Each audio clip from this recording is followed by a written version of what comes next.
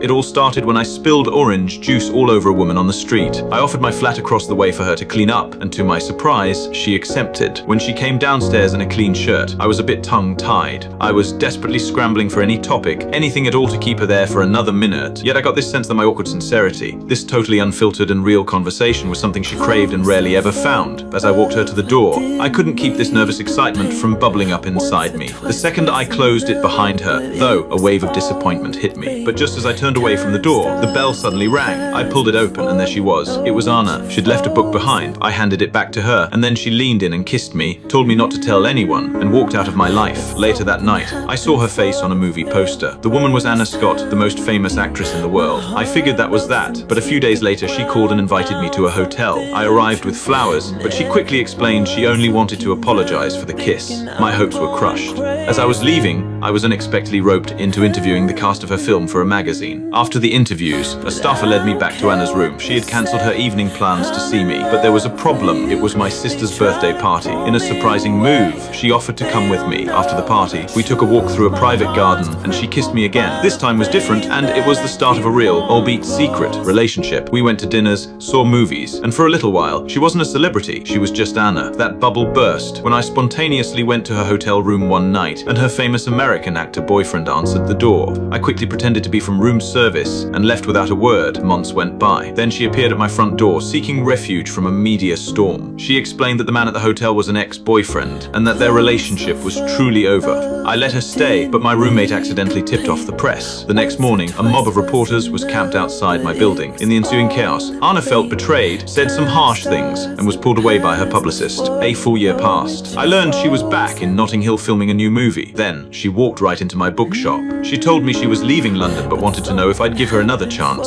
All the past hurt rushed back, and I said no. The moment she walked out the door, I knew I had made a terrible mistake. I raced to her press conference. Getting there just as it was wrapping up, I stood up, posed as a journalist, and asked if she would forgive a man who realized he'd been a daft prick and wanted her back. In front of all the cameras, she smiled at me and said, "Yes, I believe I would."